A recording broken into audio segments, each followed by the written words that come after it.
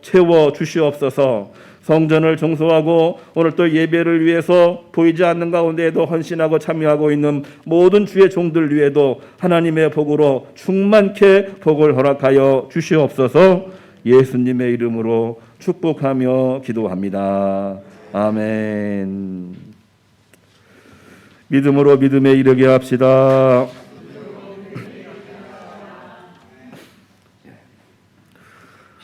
오늘 또 주회전에 나오신 교우님들 주님의 이름으로 환영합니다. 예배 전에 말씀을 드렸듯이 건강상의 질병상의 사회법적으로 문제는 하나도 없습니다만 우리 독감 환자들이 많이 늘어났다고 해서 또 오랜만에 코로나 때를 기억을 하면서 예의상 마스크를 착용하고 예배를 드리는 것도 좋겠다, 이런 마음으로 오늘 마스크 착용하고 예배를 드립니다. 다소 불편하시더라도 우리 좀 견뎌주시고요. 모든 내품는 공기는 위에서 다 빨아들이고 있습니다. 그러니까 그렇게 하시고 오늘 예배 끝까지 잘 참여해 주시기를 부탁의 말씀으로 드립니다. 저는 은혜 중에 지난주 휴가 일주일간 마치고 잘 복귀했습니다. 잘 쉬기도 했고 또한 앞으로 어떤 일을 어떻게 해야 될지 고민하고 기도하는 그런 시간을 갖기도 했습니다. 제가 이 교회를 떠나 있는 동안 일주일 동안 주일 설교를 담당해 주신 우리 나영수 목사님 다시 한번 주님의 이름으로 감사를 드립니다. 또 사회자, 또 기도자, 새벽기도 인도, 또 금요 모든 모임에 이르기까지 또 찬양단, 또 성가대, 또 특별히 뒤에 방송을 담당하는 우리 청년들, 교사들, 우리 집사님들, 또 새벽에 또 차량 운행을 맡아 주셔서 새벽에 빠지지 아니하고 기도회를 할 수 있도록 여러모로 힘을 써주신 우리 차량 팀장, 우리 모든 드림 팀장님, 모든 장로님들께 다시 한번 주님의 이름으로 감사를 드립니다. 또 이런 시간을 통해서 우리 교회가 어떻게 움직이고 있는지 다시 한번 볼 수 있는 기회라고 생각이 되고, 저도 제 자신을 또 우리 교회 15주년을 되돌아보는 계기가 되었습니다. 더욱더 좋은 하나님의 은혜가 임하시기를 주님의 이름으로 축복합니다. 오늘 오후 찬양 예배는 5주이기 때문에 식사를 제공하지 않고 1여신도, 2여신도, 1남신도, 2남신도, 청년부, 그 교회학교 따로따로 다 모여서 자체 내에서 식사를 하고 자체 내에서 모임을 예배하고 모임을 갖고 헤어지시면 되겠습니다. 1년에 4번인데 4번 중에 하루가 이제 오늘이 되겠습니다. 식사 교회밥이 맛있는데 그런 마음을 가질 수도 있는데요. 오늘은 또 외식을 한번 잘 해주시기를 부탁의 말씀으로 드립니다. 8월달 월사 기도가 이번 화요일에 있습니다. 교회 모두 나오셔서 같이 기도해 주시고요. 새벽 기도, 수요 기도, 목장별 기도 우리 열심히 참여해 주시기를 바랍니다. 7월 말 8월 초 휴가의 정점에 이르다 보니까 우리 출타하신 분들이 많이 있습니다. 이경민 집사님 출타하셨습니다. 노유민 학생이 어학연수차 영국으로 오늘 출국을 합니다. 안전하게 잘 다녀올 수 있도록 기도해 주시기를 바랍니다. 박유환 집사님, 오정원 집사님, 박지호 학생 여름 방학을 맞이해서 한국에 들어왔다가 3주간 지내고 내일 다시 미국으로 환국을 합니다. 또 즐거운 시간이었고 반가운 시간이었는데 내일 잘 또 가시고 자주 또 오시면은 좋겠습니다. 우리 예배 끝나고 가실 때에 또 송별의 시간 가지시기를 바랍니다. 이순종 장로님, 김사랑 권사님, 장로님 칠순을 감사하면서 오늘 떡을 제공합니다. 식사는 없지만 떡입니다. 생명의 떡을 꼭 받아가시기를 바랍니다. 장경석 성도님, 우리 교회 만나올 식탁 의자를 헌물해 주셨습니다. 다시 한번 주님의 이름으로 감사를 드립니다. 이번 주 청소는 청년부가 담당을 합니다. 신도회별 모임을 아까 말씀드린 대로 오찬을 제공하지 않으오니 신도회별로 모이셔서 오찬하시기를 바랍니다. 8월달 일들을 위해서 정기 당회를 원래 다음 주에 모여야 되는데 오늘 임시 당회로 8월 정기 당회로 모여서 당회를 하려고 합니다. 모여주시기를 바랍니다.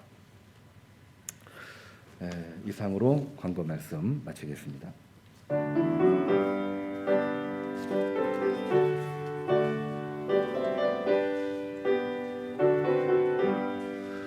대산을 넘어 험곡에 가도 빛 가운데로 걸어가면 주께서 항상 지키시기로 약속한 말씀 변치 않네.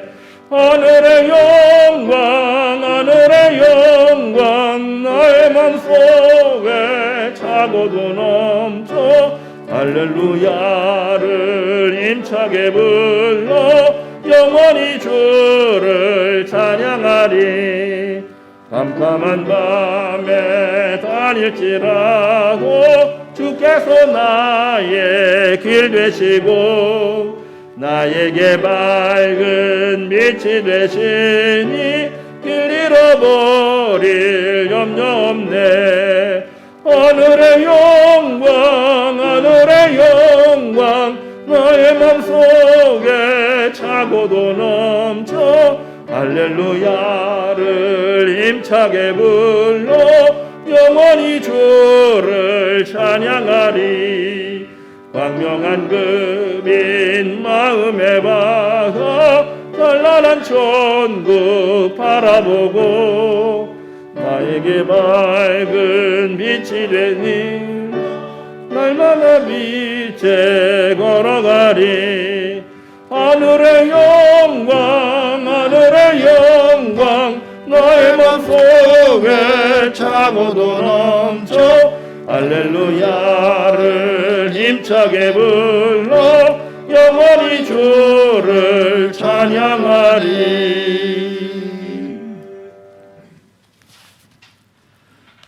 우주와 천지 만물을 운행하시는 하나님 아버지, 지난 한 주간도 산지사방에 흩어져 각기 다른 형편과 처지에서 생활하던 교우들을 거룩한 주일을 맞이하여 한자리에 모여 마음과 뜻과 정성 다해 예배 드리오니 감사를 드립니다. 홀로 한 분이신 하나님 아버지께 존귀와 찬양과 영광을 드립니다. 먼저 많은 비로 수해를 입은 농촌의 이웃들과 가족을 잃은 유가족들에게 하느님의 크신 위로가 있기를 기도합니다. 수해를 복구하기 위해 수고하는 공무원, 군인, 자원봉사들의 도움의 손길에 힘입어 빠른 복구가 되기를 원합니다. 지난 한 주간도 주님의 말씀대로 살지 못하였사오니 저희들의 허물을 용서하였고 사해 주시옵소서. 주님께서 저희 귀를 기울이라. 여호와께서 말씀하시기를 내가 자식을 양육하였거늘 그들이 나를 거역하였도다. 소는 그 임자를 알고 나귀는 그 주인의 구유를 알건만은 이스라엘은 알지 못하고 나의 백성은 깨닫지 못하는도다 하셨도다. 슬프다 범죄한 나라요, 허물진 백성이요, 행악의 종자요, 행위가 부패한 자식이로다. 그들이 여호와를 버리며 이스라엘의 거룩하신 이를 만홀히 여겨 멀리하고 물러갔도다. 로마서 1장입니다. 형제들아, 내가 여러 번 너희에게 가고자 한 것을 너희가 모르기를 원하지 아니하노니 이는 너희 중에서도 다른 이방인 중에서와 같이 열매를 맺게 하려 함이로되 지금까지 길이 막혔도다. 헬라인이나 야만인이나 지혜 있는 자나 어리석은 자에게 다 내가 미친 자라. 그러므로 내가 할 수 있는 대로 로마에 있는 너희에게도 복음 전하기를 원하노라. 내가 복음을 부끄러워하지 아니하노니 이 복음은 모든 믿는 자에게 구원을 주시는 하나님의 능력이 됨이라. 먼저는 유대인에게요 그리고 헬라인에게로다. 복음에는 하나님의 의가 나타나서 믿음으로 믿음에 이르게 하나니 기록된 바 오직 의인은 믿음으로 말미암아 살리라 함과 같으니라. 마태복음 8장입니다. 백부장이 대답하여 이르되 주여 내 집에 들어오심을 나는 감당하지 못하겠사오니 다만 말씀으로만 하옵소서. 그러면 내 하인이 낫게 싸움나이다. 나도 남의 수하 있는 사람이요 내 아래에도 군사가 있으니 이더러 가라 하면 가고 저더러 오라 하면 오고 내 종더러 이것을 하라 하면 하나이다.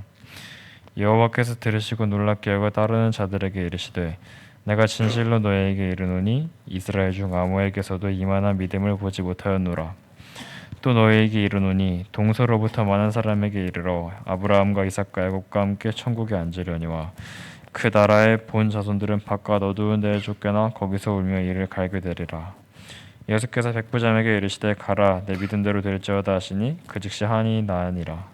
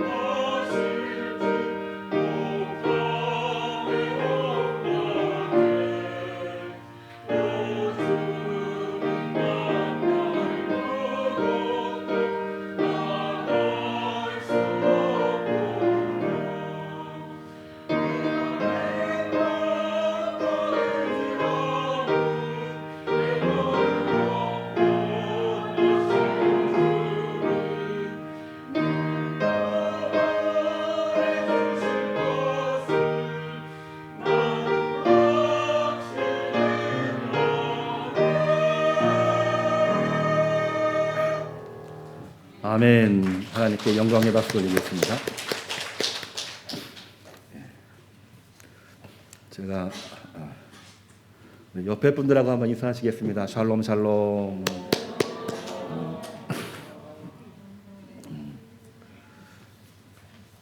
방송이 지금 안 되고 있습니다. 다시 한번 방송 시작을 한번 눌러주시기 바랍니다.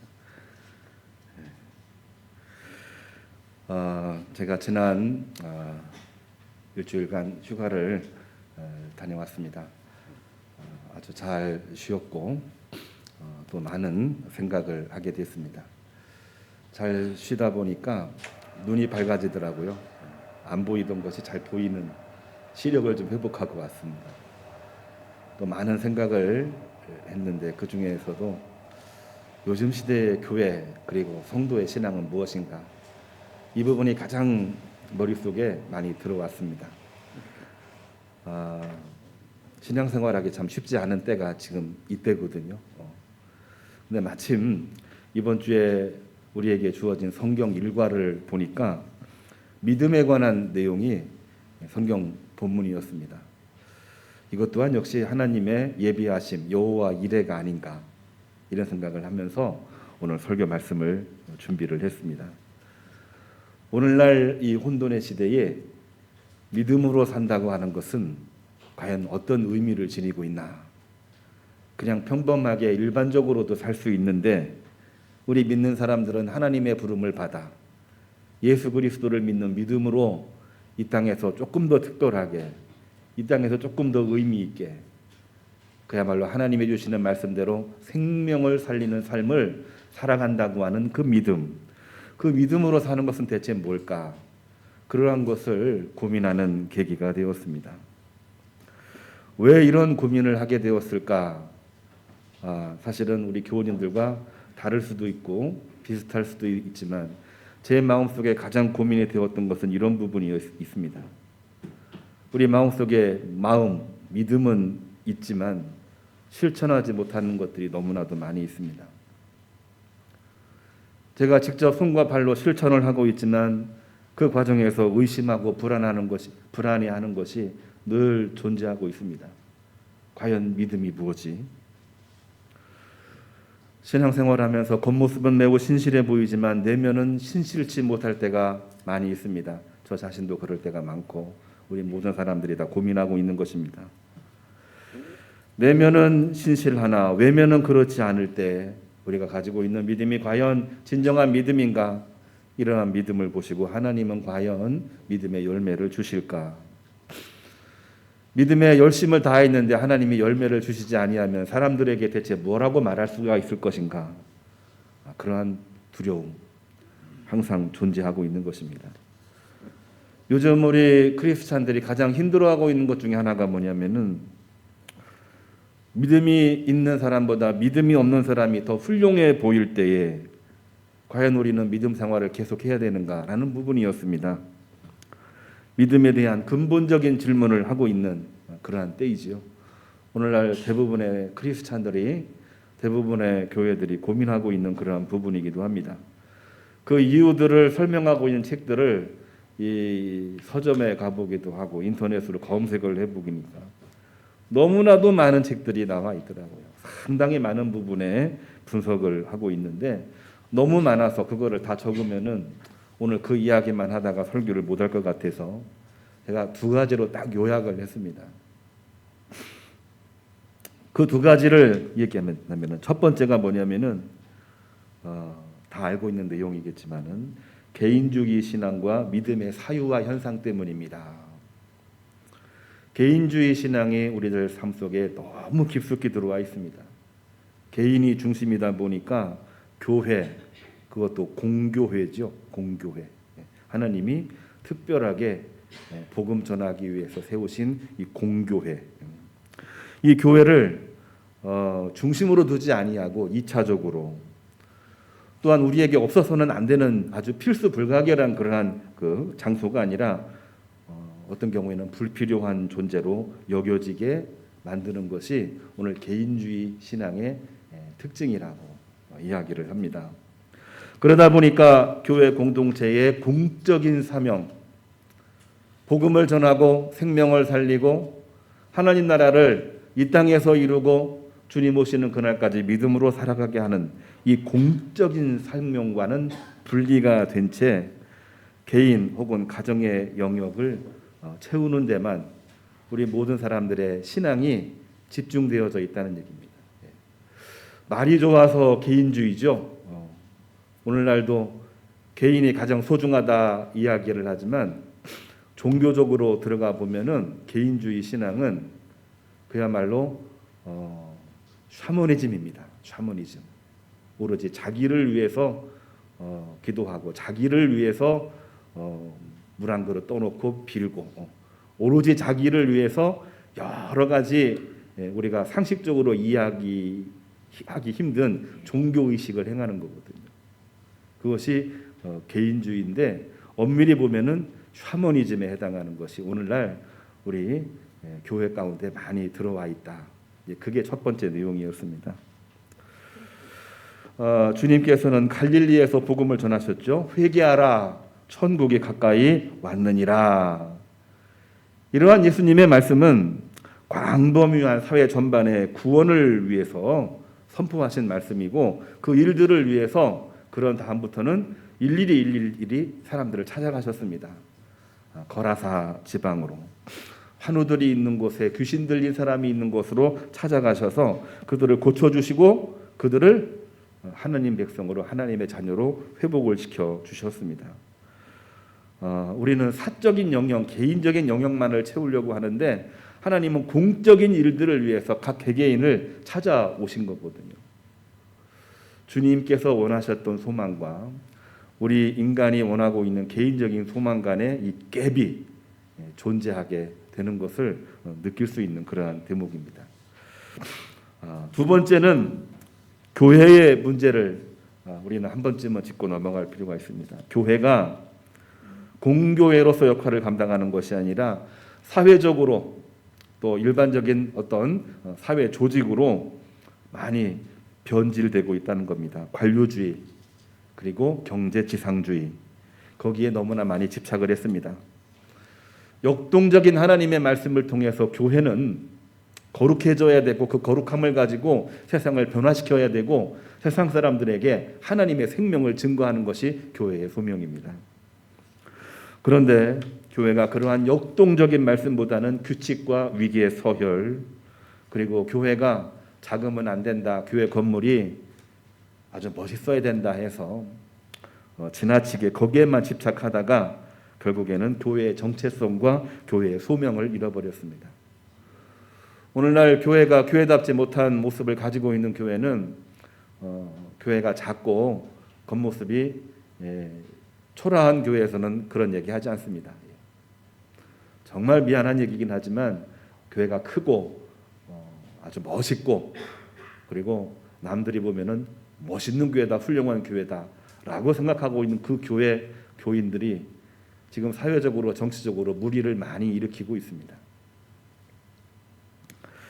교회가 관료주의와 경제주의에 빠지게 되면은 결국에는 교회의 정체성과 소명을 잃어버리게 되는 것입니다. 내가 가지고 있는 믿음 과연 무엇인가요? 믿음은 먼저 이겨놓고 승리하는 거죠. 하나님이 함께 하시기 때문에. 근데 오늘날 우리의 믿음은 우리가 한번 좀 멀리 떨어져서 한번 바라보는 것입니다. 승리감에 도취된 비현실주의로 가고 있습니다. 교회는 주님의 몸이기 때문에 우리는 지체로서 하나다라고 말을 하고 있지만 사실은 끼리끼리 파당주의로 가고 있는 것이 오늘 교회의 모습입니다. 우리 교회도 그런 일이 없을 수는 없겠습니다만 다른 교회를 보고 얘기를 들어보니까 훨씬 더 심각한 모습들을 많이 보게 되었습니다. 교회는 거룩한 곳이긴 하지만 탐욕주의로 가고 있습니다. 교회는 복음적이라고 이야기를 하고 있는데 복음보다 더 높은 곳을 지향하고 있는 곳이 오늘날 우리 교회의 모습이라고 이야기를 합니다.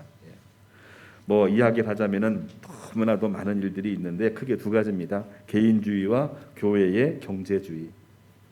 이것이 오늘날 신앙생활하고 있는 우리 교회의 현 주소, 아니 우리가 몸담고 있는 이 사회에 있는 교회의 현 주소를 말하고 있는 것입니다. 성경을 보면서 이러한 모습이 지금 우리들의 모습만인가 살펴봤는데 예수님 시대에도 이러한 교회의 모습이 존재했더라고요. 이것이 과연 우리에게 위로가 될까? 우리로 하여금 도전의식을 가지게 할까는 지금부터 설교를 어떻게 듣느냐에 따라서 달라지리라고 생각이 됩니다. 이걸로 우리가 위로받으면 안 되죠. 이 말씀을 통해서 그러한 상황에서 예수님이 어떤 말씀을 하셨을까? 그러한 상황에서 오늘 첫 번째 본문 이사야 선지자는 어떤 복음을 선포했을까?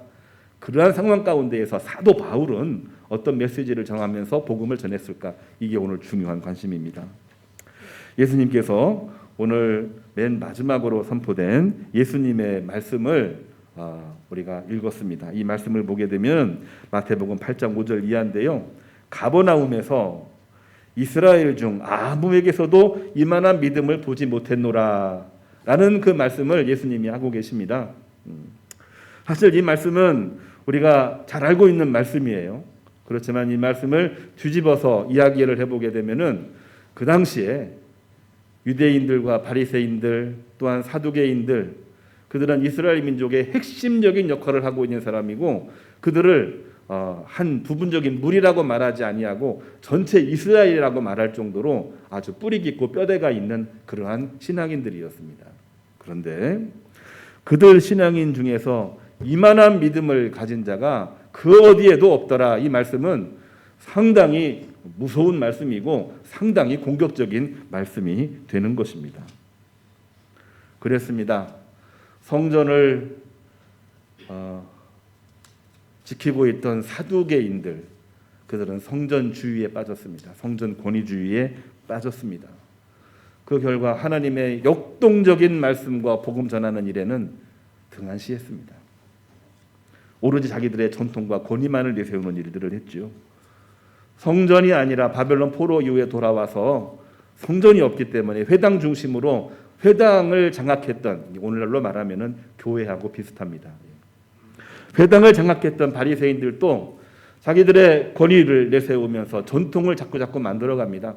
새로운 전통을 만들어감으로 인해서 성경에도 없는 여러 가지 전통들이 생기기 시작을 하는 거죠.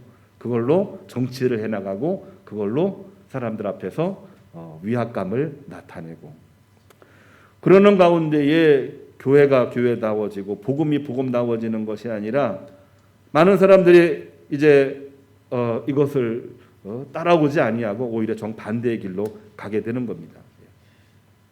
우리 시대에만 그런 모습을 가지고 있었던 것이 아니라 예수님 시대에도 참 그러한 일이 너무나 많이 있었다는 거죠. 위로가 되십니까? 아니면은 그때나 우리나 참 우리 인간은 너무나도 많은 연약함을 가지고 있구나, 그러한 마음을 가지십니까? 그러한 때에 가버나움이라는 곳에서 놀라운 사건이 벌어지게 되는데, 이방인 백부장 로마 장교, 그 이름은 여기에 나와 있지 않습니다만은 그가 유대인들의 집에 모여서 말씀을 전하고 있는 예수님을 찾아옵니다. 우리가 그런 얘기 많이 들었죠. 유대인들과 이방인들은 함께 식사하지 않는다. 예수님 오시기 이전에도 식사하지 않았습니다. 예수님 시대에도 식사하지 않았습니다. 지금까지도 식사를 하지 않습니다. 유대인들은 거룩한 사람, 이방인은 거룩하지 못한 사람. 그런데 이방인 백부장 로마 장교가 유대인들이 모여있는 유대인의 집에 찾아와서 우리 집에 하인이 있는데 지금 거의 다 죽어가고 있습니다. 이 하인을 고쳐 주십시오. 예수님 하나를 바라보고 찾아와서 부탁하고 간청을 하고 있고 또 그것을 계속해서 간구하고 있는 이방인의 모습을 보고 예수님은 칭찬을 하신 거죠. 내가 이스라엘 중에서 아무에게서도 이만한 믿음을 한 번도 보지 못했노라. 이 얼마나 큰 칭찬이고 얼마나 중요한 말씀인지를 우리는 기억을 해야 됩니다. 오늘날 우리의 주변이 사실은 믿음이 있다 말하지만 믿음과는 정반대의 길로 가는 길이 너무나도 많이 있습니다. 이러한 때 주님께서 보시는 것은 한 가지입니다. 이 많은 이스라엘 중에 아무에게서도 이만한 믿음을 보지 못했는데 그 믿음이 뭐냐? 바로 생명을 살리기 위해서 주님을 바라보고 불가능한 상황이 있긴 하지만 그거를 뛰어넘어서 담을 넘어서 예수님에게로 갔다고 하는 그 믿음이 정말 대단한 믿음이라고 하는 거죠. 저는 이 말씀을 보면서 조금 성경을 깊이 들어가 봤는데요. 가버나움이라고 하는 이 장소를 마태복음과 요한복음과 같이 대조하면서 비교를 해보니까 이 기적이 예수님의 세 번째 기적쯤에 해당하는 기적이더라고요. 우리가 요한복음 2장을 보게 되면은 예수님의 첫 번째 기적이 있습니다. 갈릴리 가나 가버나움에 있었던 혼인잔치. 물을 포도주로 만들어서 혼인잔치를 그야말로 천국잔치로 만들어 놓은 예수님의 첫 번째 기적 아닙니까? 예수님의 어머니가 하인들에게 저분이 말하는 대로 그대로 순종하십시오. 그대로 순종을 했더니 이 물이 포도주로 변해서 마지막 혼인잔치는 그야말로 가장 멋있는 혼인잔치가 됐다. 우리의 잔치가 하늘의 천국잔치로 변화되는 순간입니다. 어느 때예요? 믿음으로 순종할 때에. 그게 바로 갈릴리 가나에서 벌어졌던 놀라운 사건이죠. 두 번째 기적의 사건은 요한복음 4장 46절에 나와 있습니다. 거기를 보면은 유대인의 집에 잔치가 있었는데 유대인의 집에 헤롯의 부하, 그러니까 헤롯은 본래 에돔 출신이긴 했지만 유대인으로 귀화했거든요. 그러니까 유대인이라고 해도 상관이 없습니다. 자기 집에 아들이 있는데 너무나도 아픕니다. 찾아와서 예수님에게 부탁을 합니다. 예수님, 제 아들이 지금 죽을 것 같습니다. 저희 집에 오셔서 고쳐주십시오. 예수님이 늦게 오시면 안 되니까 속히 빨리 오셔서 제 아들을 고쳐주십시오. 아들이 죽기 전에 찾아와 주십시오. 뭐 간절한 마음으로 간구를 하고 있는 모습인데, 이때 예수님께서 이 유대인에게 말합니다. 내 아들 결코 죽지 않는다. 내 아들 지금 살아있다. 그러니 걱정 말고 집으로 가라. 이렇게 얘기했습니다. 그 유대인이 너무나도 기뻐서 집으로 갔는데, 집으로 가는 도중에 집에 있던 하인이 이 주인을 만난 거예요. 주인님, 아들이 죽을 것 같다가 갑자기 지금 살아나서 잘 놀고 있습니다. 아들이 살아났어요. 그 말을 들은 유대인들은 너무나도 깜짝 놀라서, 야, 주님은 이 멀리에서도 이 모든 것들을 주관하고 우리들을 치료해 주시는 하나님이시구나 고백을 하면서 두 번째 기적을 우리가 보게 되는 장면이 나와 있습니다. 첫 번째 기적은요, 예수님이 현장에서 직접 고쳐주시는 거고요. 두 번째 기적은 예수님이 믿음으로 내가 가기만 하면은 그 현장에서 기적이 일어날 것이다, 이러한 내용입니다. 자, 그런데 오늘 마태복음 8장이죠. 이방인 백부장 로마 장교의 믿음을 한 번 더 봐야 되겠습니다. 유대인의 집에 들어간 것도 엄청난 기적이거든요. 이건 침노하는 겁니다. 나쁜 말로 말하면은 침략하는 겁니다. 담을 넘어온 거예요. 불가능한 상황 가운데에서도 유대인의 집에 들어가서 로마 장교가, 그 당시에 로마 장교는 이스라엘 어떤 사람보다도 높은 위치에 있습니다. 지배국이잖아요. 유대인들은 식민지잖아요. 로마 장교가 고개를 수그리고 유대인의 집에 와서 고개를 수그리고 있는 겁니다. 이것 자체가 바로 기적이죠. 무엇을 위해서? 자기 집에 있는 하인의 생명을 살리기 위해서. 이 엄청난 믿음인데, 그거를 보시고 예수님께서는 어떻게 말씀을 하셨습니까? 이방인이기 때문에 조금 냉대하셨어요. 어떻게 했냐? 집에 가서 기다리라. 내가 시간 있을 때 가서 고쳐주겠다. 우리가 말씀 기억나십니까? 수로보니게 여인에게 뭐라고 얘기를 합니까? 그 개에게 음식을 주진 않는다, 이런 얘기하면서 무시를 했는데, 이 수로보니게 여인이 뭐라고 얘기하냐면은, 자녀들이 버린 음식 개들은 먹지 않습니까? 그거라도 주십시오. 했을 때 예수님이 수로보니게 여인에게 정말 은혜를 베푸시는 장면을 우리는 잘 기억하고 있습니다. 이 이방인 백부장 로마 장교를 고개를 수그리고 찾아와서 간구하고 있는 이 이방인 백부장에게 냉대한 거예요. 당신 집에 가서 기다려. 내가 시간 날 때 가서 그 종을 고쳐줄게.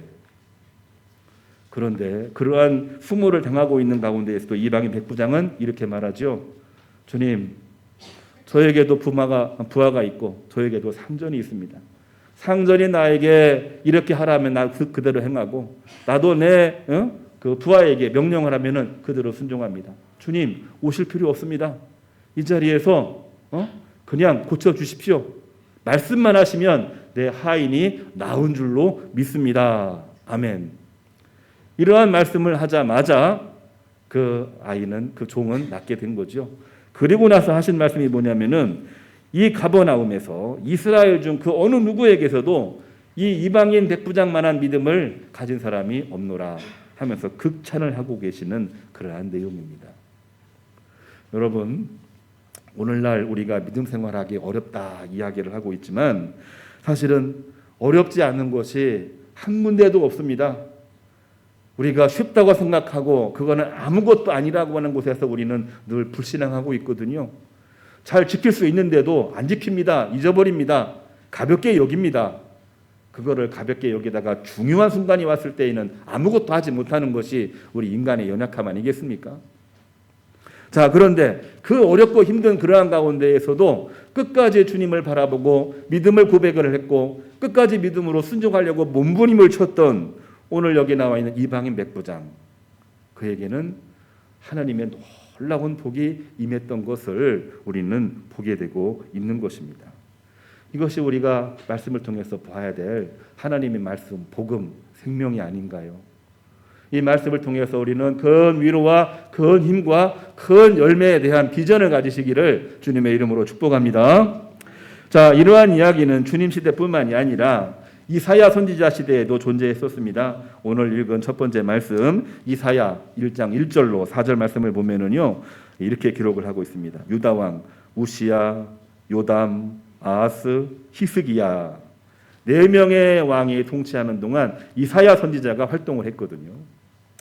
자, 그런데 이때의 말씀을 전하고 있는 내용인데요.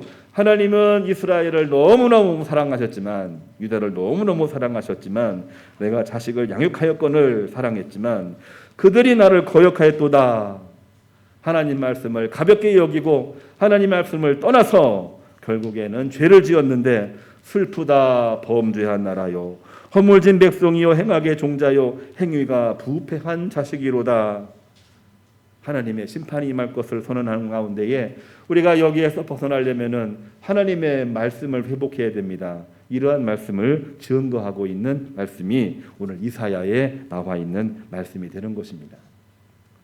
어렵고 힘든 때에 복음을 향해서 부르짖고 복음을 가지고 부르짖지 않는 그러한 남유다는 결국에는 바벨론 포로기라고 하는 이 70년의 어둠의 역사를 경험하는 계기가 되었다는 것을 우리는 꼭 기억을 해야만 되겠습니다.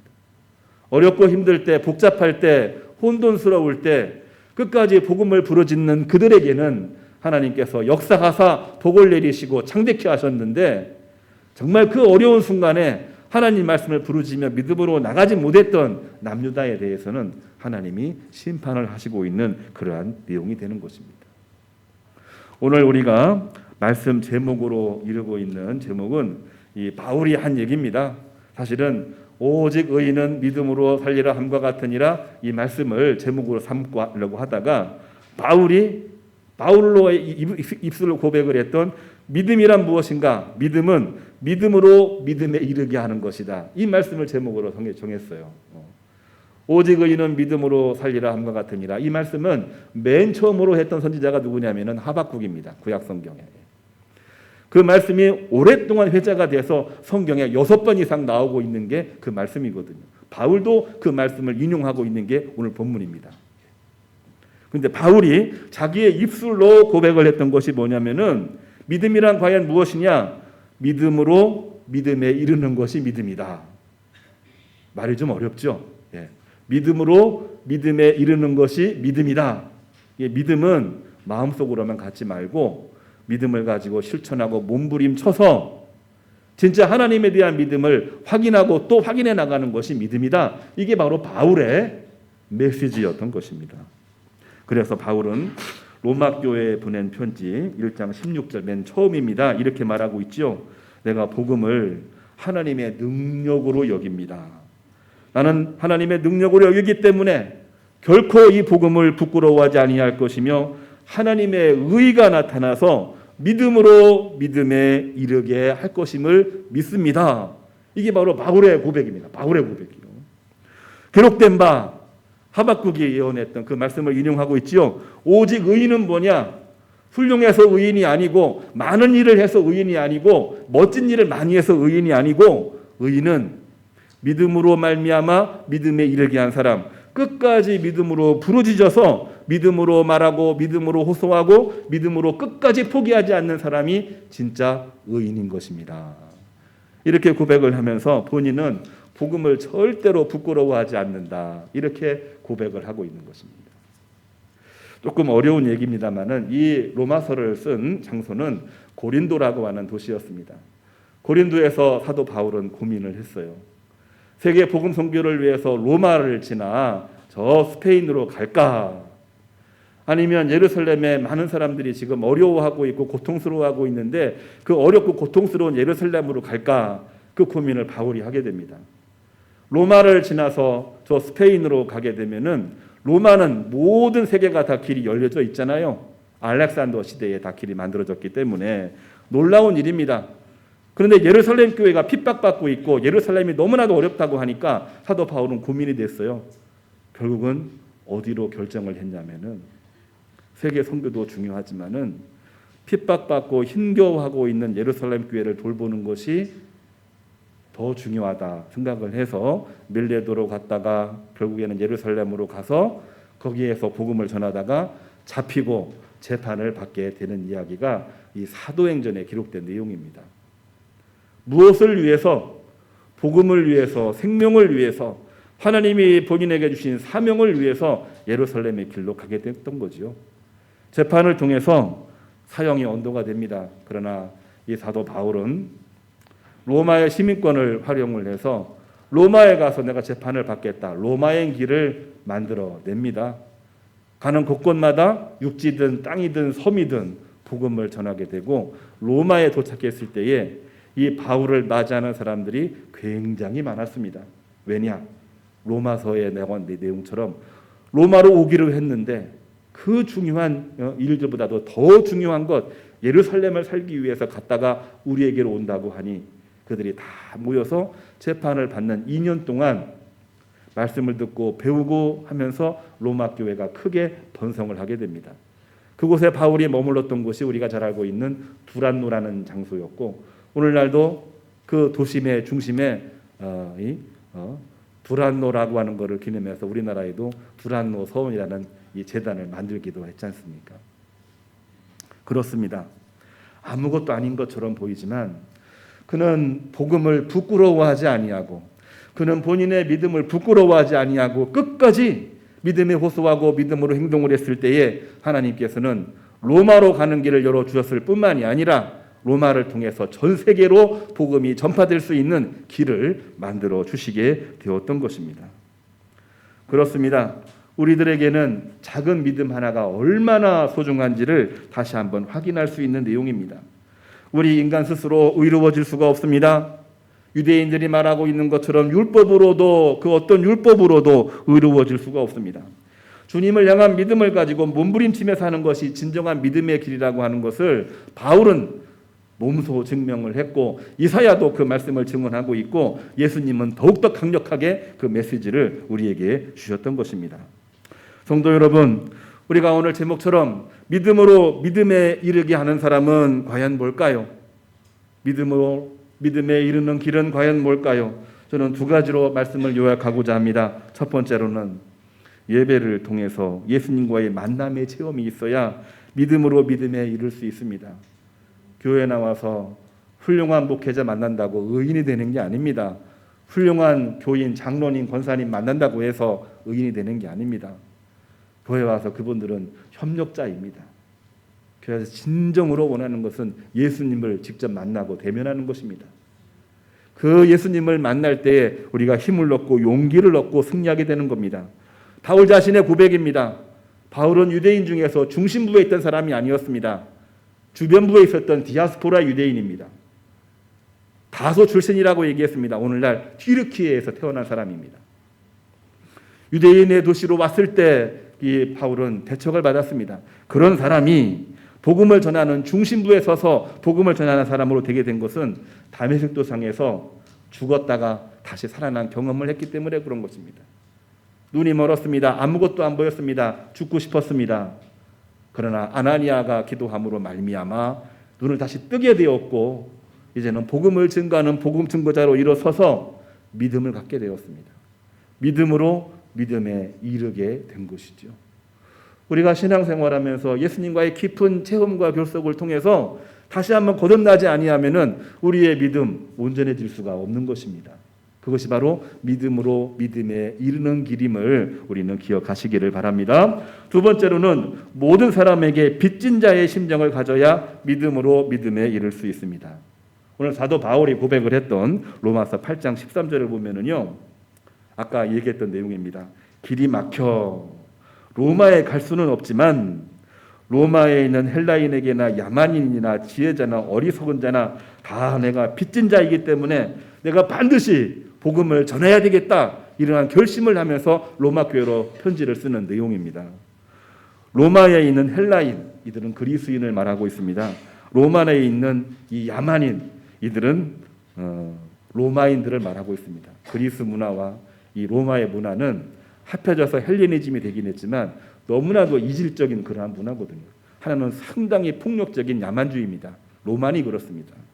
그리스인은 굉장히 정말 사고를 많이 하고 머리를 굉장히 공부하는 그러한 사람들입니다.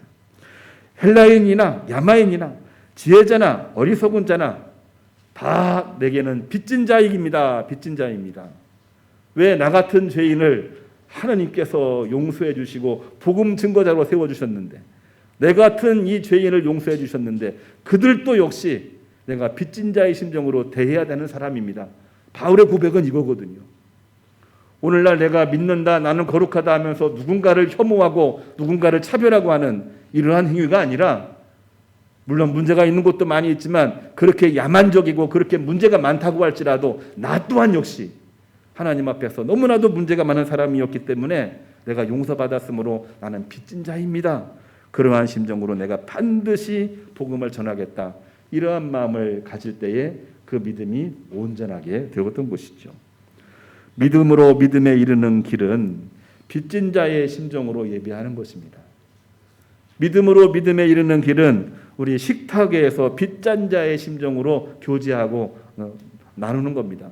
밥만 먹는 게 아니고 사랑을 나누어 먹고 교제를 나누어 먹고 그러는 가운데 복음 전파의 길을 마련하는 것이 예배 위에 우리 식사하는 식탁의 자리인 줄로 믿습니다. 빚진 자의 심정으로 사회적인 책임과 복음 전파의 역량을 강화시켜 나가는 것입니다. 오늘날 교회가 대체 뭐 때문에 존재하는지 많은 분들이 의아해하고 있습니다. 그거를 감히 얘기하기도 어려운 시대가 되어버렸어요. 교회 어떻게 생각하세요? 자기들의 이익만을 생각하는 집단이지. 이게 바로 오늘날 교회가 가지고 있는 일반인들의 인식입니다. 성경에 그렇게 써 있나요? 아닙니다. 성경에 나와 있는 이 크리스찬들이 그런 인물이었나요? 전혀 아닙니다. 우리는 말씀과 너무나도 동떨어진 이미지 속에 신앙생활 하려고 하니까 우리가 힘든 겁니다. 우리 이러한 때에 우리의 교회, 우리 성도됨을 분명하게 가지고 살아가는 것이 저는 필요하다. 이번 휴가 기간 일주일을 가지면서 제 머릿속에 한 번도 떠나지 아니하고 고민하게 만들었던 내용입니다. 답과 결론, 저 자신도 내리기가 너무나도 두렵습니다. 그렇지만 믿음이 과연 뭐냐? 제목을 정하는데요. 믿음은 하나님에 대한 믿음이긴 하지만 믿음으로 믿음에 이르게 하는 것이 믿음이다. 사도 바울의 이 고백을 오늘 설교 말씀의 핵심으로 여러분들에게 증거하고자 합니다. 믿음을 가지되 믿음에 이르는 믿음으로 승리하시기를 주님의 이름으로 축복합니다. 우리 주신 파송 찬양 나의 힘이 되신 여호와여, 이 찬양 함께 부르겠습니다.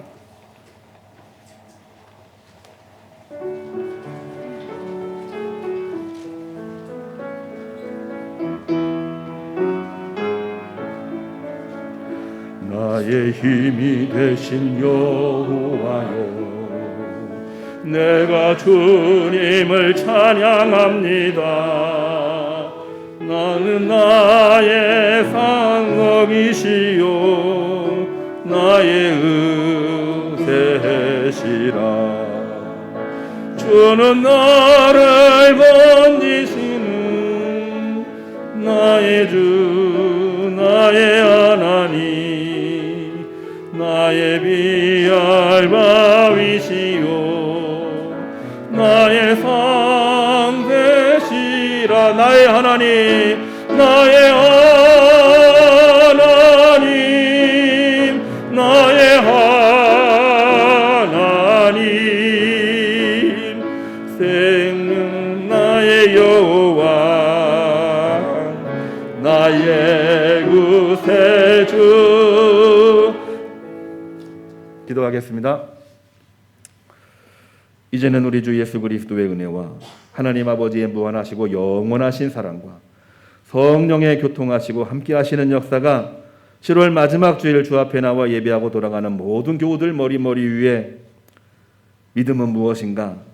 믿음은 하나님에 대한 믿음이지만 그 믿음은 믿음으로 믿음에 이르게 하는 것이 믿음임을 고백하면서 오늘 또 믿음으로 말하고 믿음으로 행하고 믿음으로 끝까지 포기하지 않는 믿음의 길을 걸어가기로 다짐하고 돌아가는 우리 모든 교우들 머리 위에, 오늘 또 그 말씀 가지고 나가는 주의 종들 위에 출타한 교우들, 이제 출국하여 어학연수를 하고 다시 출국하여 환국하고 있는 가정 위에 칠순을 감사하는 가정과 헌물한 가족 위에 또 오늘 이 시간 불볕더위에도 불구하고 마스크를 쓰고 하나님 앞에 영광 돌리며 예배에서 승리하고 삶에서 승리하기를 다짐하고 돌아가는 모든 교우들 머리 위에 운전대 위에 경역하는 그 모든 마음들 위에 가정 위에 모든 기업 위에 이제로부터 영원까지 함께 하기를 간절히 축원합니다.